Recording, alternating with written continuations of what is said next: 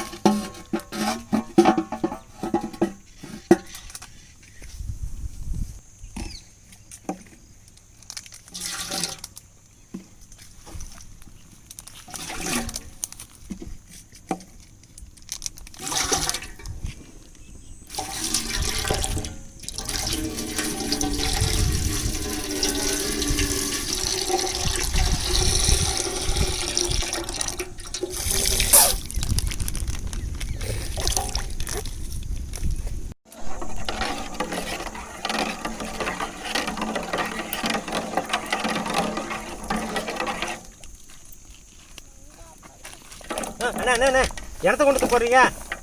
Milky பார். ஆமா, நான் ஆர்வமா தோட்டத்தில் பால் வச்சதுக்காக நான் ரெடி பண்ணிருக்கேன். நீங்க மில்கி பால் போடுறீங்க? இது என்னது? இது மில்க் தானே? பால். நானும் மில்க் தான் போடுறேன். என்னது மில்க் போடுறீங்க? அதாவது நான் வந்து மில்கி பார் போடுறேன். மில்க்கும் மில்கி பார் சேர்ந்தா டபுள் மில்க். அப்படின்னா 2 மில்க்டா. சரி, 3 லிட்டர் பால் கலந்துருக்கேன். என்னமோ செய்றீங்க. சரி, ரைட், பாப்போம். பரவாயில்ல, 3 லிட்டர் கரெக்டாக தான் நீ கலந்துருக்க. சரி, பாப்போம். சரி,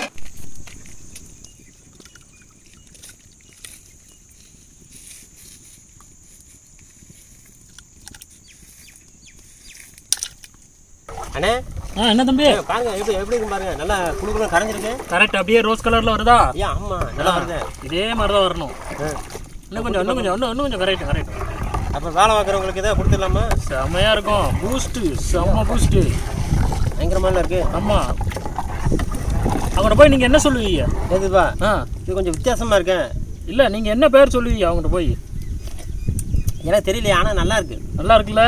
மில்க் ஷேக்னு சொல்லி கொடுத்துருணும். சரியா? சூப்பரா இருக்கும். சரி, நல்லா அருமையா இருக்கும். வேலை பார்க்குறவங்க நல்லா அருமையா நல்லா குடிப்பானுங்க. கொதிக்கணும்.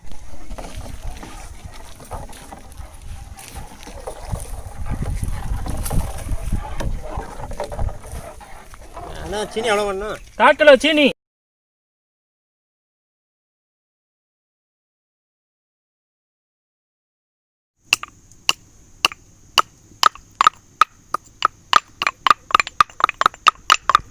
என்ன ஏலக்காவே தான். சரி, போடுங்க பார்ப்போம். எப்படி இருக்குன்னு பார்த்து சொல்கிறேன். பார்ப்போம்.